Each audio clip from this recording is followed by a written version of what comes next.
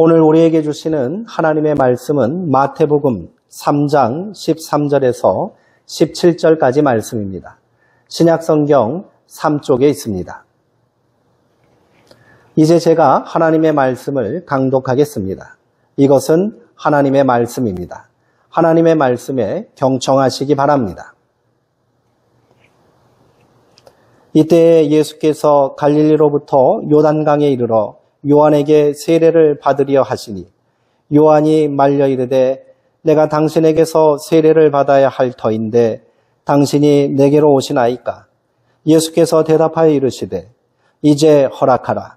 우리가 이와 같이 하여 모든 의를 이루는 것이 합당하니라 하시니 이에 요한이 허락하는지라.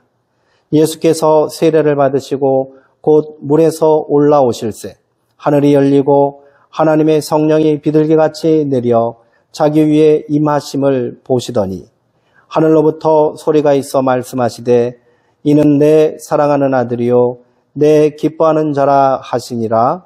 아멘. 우리가 이룰 합당한 의라는 제목으로 말씀을 함께 나누겠습니다.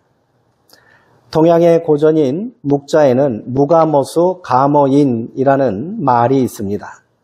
무가모수, 물에 비추어 보지 말고 가머인, 사람에 비추어 보라는 말입니다. 거울이 없었던 시절 자신의 얼굴을 물에 비추어 보던 시절에 나온 말입니다.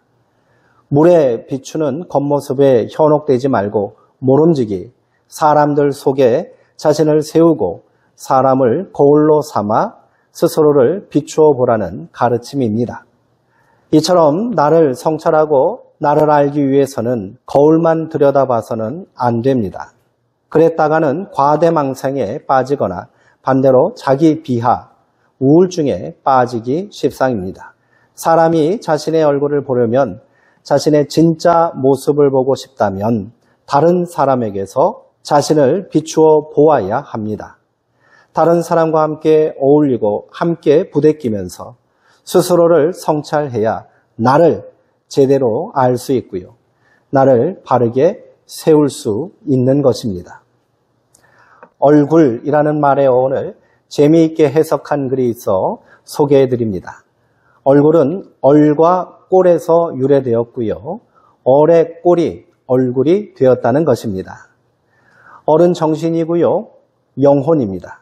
그러므로 사람의 얼굴은 그 사람의 정신과 영혼이 드러나는 꼴, 즉 틀이 되어야 한다는 말이지요.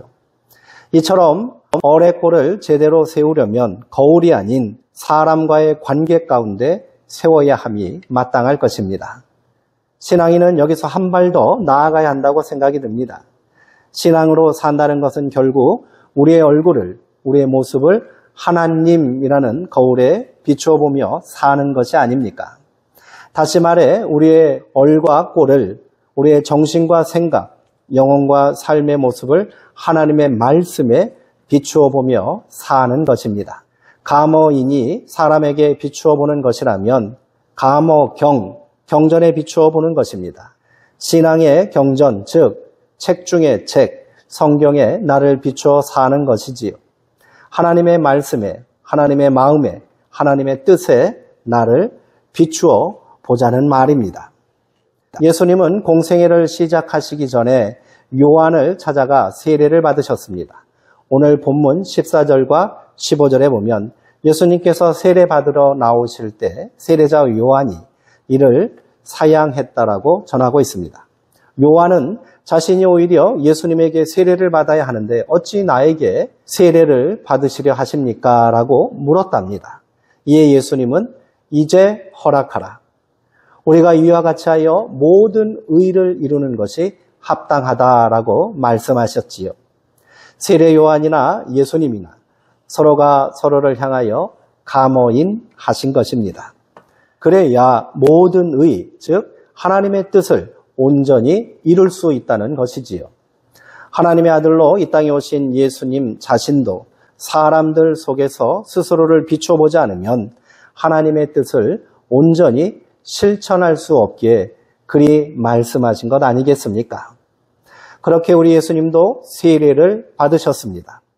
예수님의 세례는 모든 기독교인이 받아야 할 세례의 모범과도 같습니다. 우리가 받는 세례는 예수님께서도 받으신 그 세례입니다. 예수님은 세례를 받으심으로 우리와 같이 되셨고요. 우리도 세례를 받음으로 예수님을 따르게 되는 것입니다. 그래서 바울은 세례를 그리스도로 옷 입는 것이다 라고 고백했습니다. 우리가 그리스도와 신비한 연합에 들어간다는 의미입니다. 이처럼 우리는 세례를 통해 비로소 우리의 얼굴을 거울이 아닌 예수님에게 비추어 보게 되는 것입니다. 예수님께서는 요단강에서 세례를 받으셨습니다. 그런데 예수님께서 물속에서 올라오실 때에 무슨 일이 일어났습니까? 하늘이 열리고요.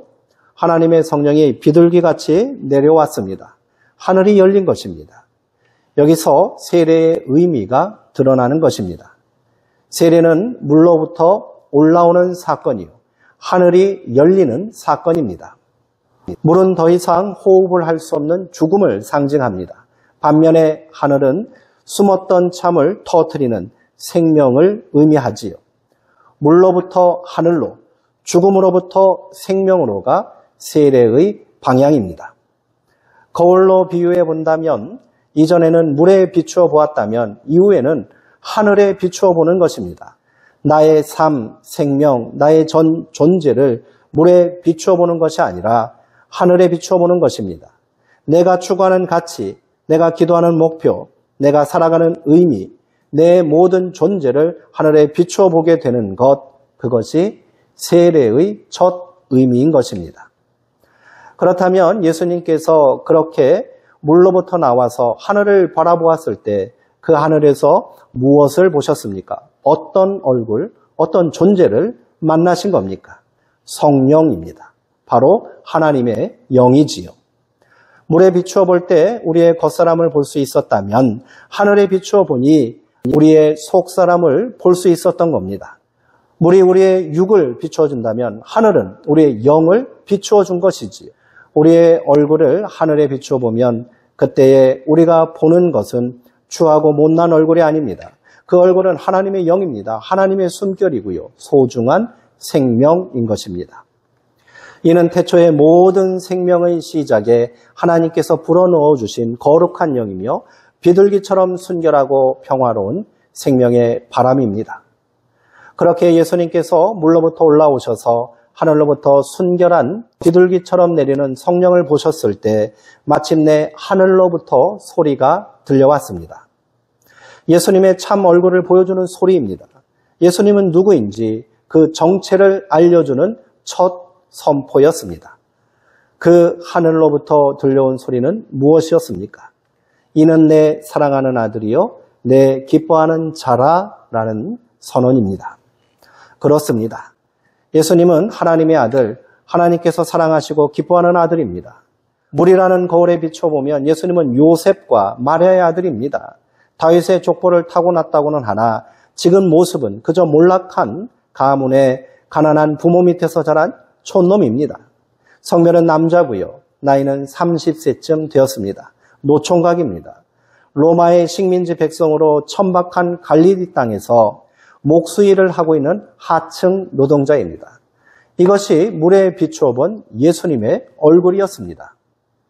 그러나 하늘에 비추어 본 예수님의 참모습은 어떠합니까?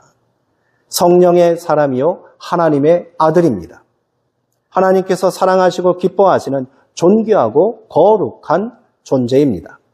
복음서에는 예수님께서 이 세례받으신 사건을 통해 비로소 그 정체가 세상 가운데 드러나게 되었다라고 증거하고 있습니다. 이를 통해 우리는 예수님이 하나님의 아들이요 성령의 사람이며 하나님의 나라를 이 땅 가운데 세우신 구원자임을 고백하게 되었습니다. 그런데 만약 이 이야기를 듣고서 예수님은 하나님의 아들이셨구나라는 깨달음으로 끝난다면 우리는 말씀의 진리를 놓치고 말 것입니다. 예수님의 세례 이야기는 우리가 우리의 얼굴을 어떤 거울에 비추어 보아야 하는지를 가르쳐주고 있습니다. 우리도 우리의 얼굴을 물에만 비추어 볼 것이 아니라 하늘에 비추어 보아야 한다는 겁니다. 그래야 우리가 어떤 존재인지 나의 참 모습이 어떠한지를 비로소 깨달을 수 있게 되는 겁니다. 세상을 살아가면서 우리 자신을 비춰보는 거울은 참 다양합니다.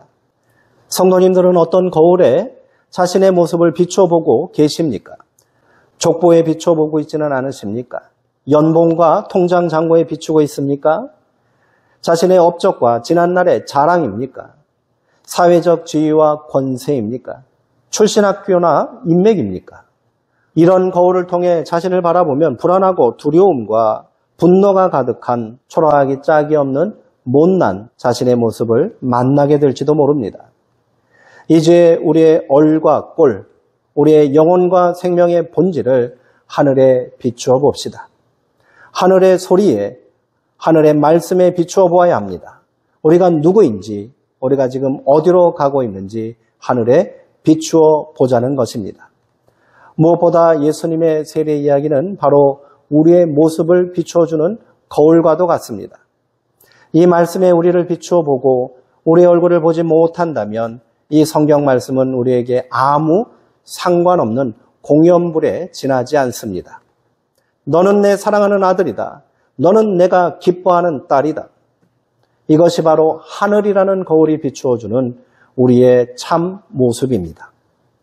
우리의 진면목, 우리의 참 얼굴입니다. 내가 그리고 우리가 하나님의 딸이요 아들입니다. 하나님께서는 나라는 존재만으로도 나를 사랑하시고 기뻐하고 계십니다. 우리는 예수님을 하나님의 아들이요 하나님께서 기뻐하시고 사랑하는 자라고 고백합니다. 이것이 우리의 신앙입니다. 그런데 더 놀라운 것은 예수 그리스도 안에서 우리도 하나님의 아들이요 딸이며 하나님께서 사랑하시고 기뻐하는 존재라는 사실입니다. 이를 깨닫고 믿는 것이 또한 신앙인 겁니다. 믿음인 것입니다. 이것이 성경이 오늘 우리에게 증언하는 진리의 말씀이며 성경을 통해 비추어 본 우리의 본 모습입니다. 신앙의 궁극적인 깨달음은 하나님은 누구신가 하는 질문에서 시작합니다. 이는 결국 나는 누구인가라는 질문과 같은 겁니다. 그러므로 신앙이란 본질적으로 내가 누구인가를 깨달아가는 과정이라 할 수 있지 않겠습니까? 오늘 말씀은 이를 우리에게 분명하게 가르쳐주고 있습니다. 우리는 이런저런 세상의 질서와 가치관에 휩쓸려 아등바등하며 사는 존재가 아닌 겁니다. 한평생 돈 걱정, 자식 걱정, 사는 걱정하며 살라고 이 땅에 온 것이 아니란 말입니다. 우리는 하나님의 아들로, 딸로 이 땅에 태어났습니다. 하나님의 사랑 안에서 기뻐하고 감사하며 살라고 우리의 아버지 되신 하나님께서 우리를 이 땅 가운데 보내주신 것입니다. 성경은 바로 우리를 비추어주는 하늘의 소리요, 하늘의 거울인 겁니다. 놀랍게도 하나님은 당신의 형상을 따라 우리를 지으셨다고, 우리가 하나님을 닮았다고, 우리가 하나님의 숨결을 받아 살고 있다고 보여주고 있습니다. 이것이 성경이 우리에게 들려주는 첫소리 아닙니까? 일찍이 예언자 이사야는 바벨론의 노예로 고통받는 이스라엘 백성들에게 하나님께서 그들을 얼마나 사랑하시는지를 일깨워 주었습니다.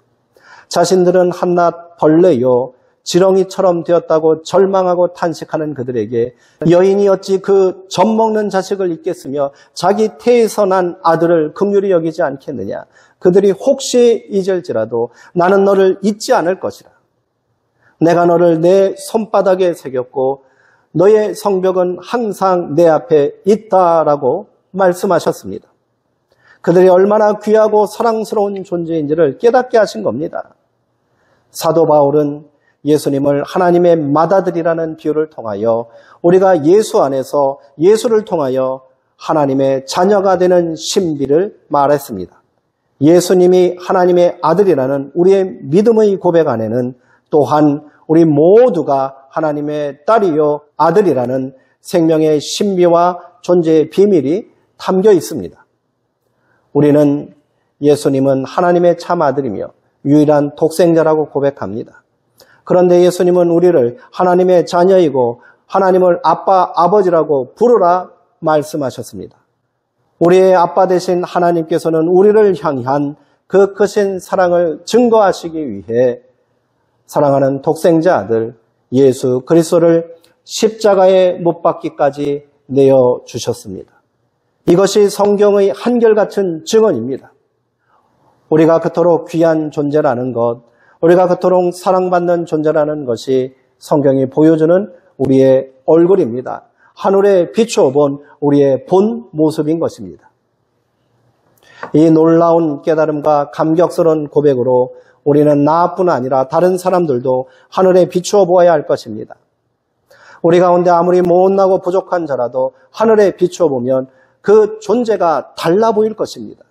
그도 역시 하나님께서 사랑하시고 기뻐하시는 존귀한 아들이요 딸인 것입니다. 이렇게 우리 서로가 서로를 향하여 자신의 얼굴을 비추어 볼 때 우리는 비로소 하늘에 비춘 나의 참 모습을 발견하게 될 것입니다.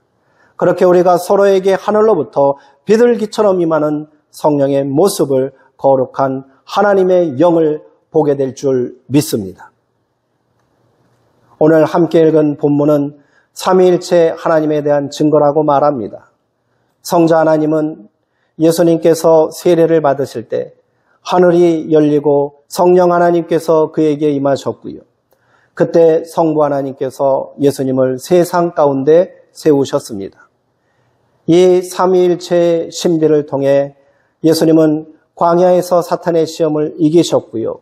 소망 없는 갈릴리 땅에 하나님 나라를 세우셨으며 인간의 두려움과 고통을 이기시고 십자가를 감당하셨습니다. 이를 통해 우리는 왜 하나님께서 삼위일체 하나님으로 역사하시는가를 그 비밀을 어렴풋하게나마 깨달을 수 있는 겁니다. 예수님을 통해 온전히 연합하시고 역사하기 시작한 삼위일체 하나님은 지금도 우리를 위해서 동일하게 역사하고 일하시고 계신 줄 믿습니다. 세상 풍파 속에서 잃어버린 우리 존재의 본 모습을 깨달아 회복하게 하시고요. 우리로 하나님의 사랑 가운데 세상을 이기게 하시며 함께 기뻐하고 감사하는 자녀된 삶을 살게 하십니다. 우리가 이와 같이 예수님과 하나가 됨을 믿습니다. 그렇게 삼위일체 하나님은 오늘도 우리에게 말씀하고 계십니다. 너는 내 사랑하는 아들이요 너는 내 사랑하는 딸이라. 내가 너를 기뻐하노라. 아멘. 기도하시겠습니다. 사랑의 하나님, 우리는 그저 이 땅을 살면서 하늘을 바라보지 못했습니다. 그렇게 물에 비추어 본 내 얼굴을 보며 세상 가운데 보여지고 있는 내 존재로 인해 때로는 절망했고요, 분노했고요, 좌절하며 살았습니다. 그러나 이제 우리가 하늘을 봅니다. 물에서 나와 하늘을 향하여 얼굴을 듭니다. 진리의 빛을 우리 가운데 내려 주옵소서. 우리가 하나님의 참 생명을 온전히 바라보게 하옵소서. 그렇게 하늘에 비춘 내 얼굴을 발견하게 하옵소서. 아버지께서 나를 지으시고 나를 보내셨으며 나를 기뻐하고 사랑하신다는 사실을 깨닫게 하옵소서. 참된 존재의 가치를 깨달았습니다.